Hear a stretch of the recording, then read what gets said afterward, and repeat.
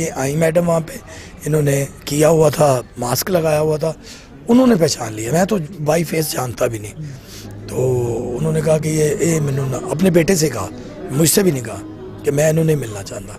उसकी हालत बिगड़ी, हमने भी कहा यार ये कौन है, बाहर निकालो भाई। उनको देख के तारिक डैडी साहब की ना तबीयत थोड़ी ख़राब हुई, तो मुझे बाई गॉड मुझे नहीं पता था कि ये उनकी मिसेज है या डाइवोर्स, मुझे नहीं पता, बाई गॉड मुझे नहीं पता। तो उन्होंने कहा कि मैं इससे मिलना नहीं चाहता, मेरी कब्र दी मिट्टी ना अजे खुश्क भी नहीं हुई, तो प्लीज़ कोई ऐसी गल ना करो जरा बेचारा कब्र च भी तड़फदा रहे। तारिक डैडी साहब के बेटे सोनू को सीएम हाउस में जॉब मिल गई है। तारिक डैडी मर के भी जिंदा है, उसके ड्रामे आज भी मैंने केबल लगाई तो तारिक डैडी साहब का ड्रामा लगा हुआ था। सीएम हाउस में तारिक डैडी साहब के बेटे को जॉब मिल गई है।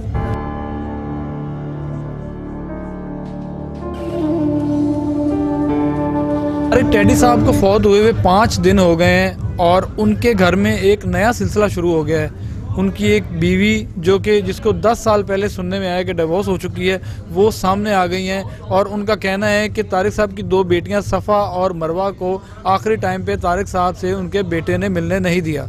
इस वक्त शाहिद खान साहब मेरे साथ मौजूद हैं, जो कि तारिक डैडी साहब के बहुत करीबी दोस्त भी हैं और पुराने साथी भी हैं। इनसे पूछते हैं, अच्छा शाहिद भाई मुझे बताइएगा ये सारा क्या मामला है, ये किस तरह मंजर आम पे आ गई? अभी तो उनको फौत हुए 5 दिन भी नहीं हुए। अगर एक ज़िंदगी में ही कट ऑफ हो चुका है एक काम, तो क्या उसके मरने के बाद ही सब कुछ याद आया कि ये उसकी बेटियां हैं या ये उसकी बीवी हैं? वो मेरी भाभी हैं, क्योंकि तारिक की अगर वो मिसेज हैं तो मेरी भाभी हैं, मेरी इज़्ज़त की जगह पे हैं। मैं उन्हें यही कहूँगा कि ये घर की बात है, ये मीडिया में करने वाली नहीं है। घर में बैठ के उनके भाई हैं, उनका बेटा मौजूद है। ये मुझे ज़रूर करीबी दोस्त होने के नाते ये ज़रूर पता है कि वो बहुत डिस्टर्ब था उस रिश्ते की वजह से, और वो बहुत कम अपने दिल की बात किसी को बताता होता था। तो तारिक डैडी साहब के बारे में यही कहूँगा कि वो एक बात होती है पंजाबी में कि उन्होंने दी कब्र दी मिट्टी ना अजे खुश्क भी नहीं हुई, तो प्लीज़ कोई ऐसी गल ना करो जरा बेचारा कब्र च भी तड़फदा रहे। तो बड़ी मेहरबानी, इन बड़ी खुश असलूबी ना घर दे बंदे बैठ के तो उन्होंने अच्छे तरीके ना एहसन तरीके नाल उन्होंने जो भी है उन्होंने सॉल्व किया जाए। मैं अपनी भरजाई को भी कहांगा, सोनू बड़ा प्यारा बच्चा है और बड़ा अकलमंद है और बड़ा नाइस है। शहबाज भाई जो तारिक साहब के छोटे भाई ने, उन्होंने भी ये कहांगा कि ये थोड़े घर का मसला है। तो उन्होंने कुछ हवाले दे रहा था कि शाहिद खान साहब ने भी मौके पे देखा है कि ये वहाँ पे आई है और तस्वीरें बनाने के लिए ऊपर जा रही थी, लेकिन तारिक डैडी साहब ने कहा कि मेरा ये तमाशा बनाने के लिए आ रही हैं, ना ये मेरी बेटियों को लेके आई हैं। वो क्या वाक़या ज़रा सारा बताइए, आवाम जानना चाहती है। वाक़या वो मेरे तकरीबन सामने ही हुआ था। वो ये था कि वो उनको देख के तारिक डैडी साहब की ना तबीयत थोड़ी ख़राब हुई, तो मुझे बाई गॉड मुझे नहीं पता था कि ये उनकी मिसेज है या डाइवोर्स, मुझे नहीं पता, बाई गॉड मुझे नहीं पता। तो उन्होंने कहा कि मैं इससे मिलना नहीं चाहता। मेरे सामने जो फिक्र किया उसकी तबीयत बिगड़ी, बस ये उसने कहा। ना बेटियों का जिक्र हुआ बाई गॉड, ना कोई उन्होंने कोई बुरा भला कहा, बस उसने कहा मैंने नहीं इससे मिलना यार। तो फिर ना किसी ने रोका है ना कोई, वो तो वेंटिलेटर पे था।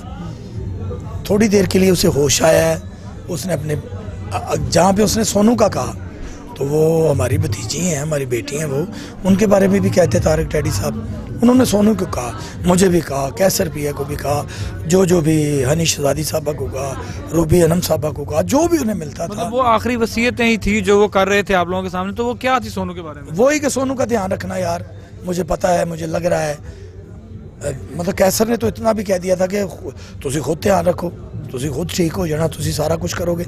लेकिन वो यही कह रहे थे, एक बंदे को पता चल गया था कि शायद अब मेरी वापसी ना हो, तो वो सोनू के बारे में काफ़ी परेशान थे। हमसे बाई गॉड हमने भी मर जाना, दुनिया छोड़ जानी है, झूठ नहीं बोलूँगा। उन्होंने किसी बेटी का किसी बीवी का कोई जिक्र नहीं किया। ये ज़रूर हुआ कि ये आई मैडम वहाँ पे, इन्होंने किया हुआ था, मास्क लगाया हुआ था, उन्होंने पहचान लिया। मैं तो बाई फेस जानता भी नहीं, तो उन्होंने कहा कि ये मैंने अपने बेटे से कहा, मुझसे भी नहीं कहा कि मैं इन्होंने मिलना चाहता। उसकी हालत बिगड़ी, हमने भी कहा यार ये कौन है, बाहर निकालो भाई, बाहर निकालो, मुराद के पीछे कर देने, शीश अंदर तो जा ही कोई नहीं रहा था।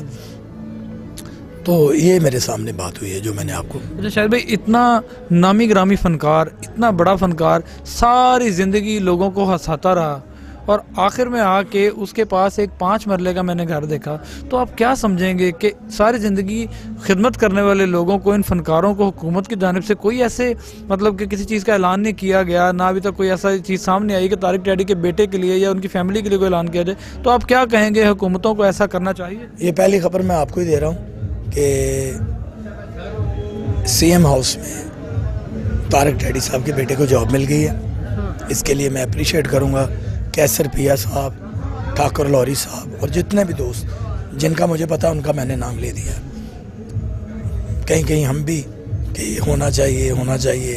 हसन मुराद साहब ने बड़ी कैंपेन की और उसको ये जॉब मिल गई है, उसके बेटे को, सोनू को।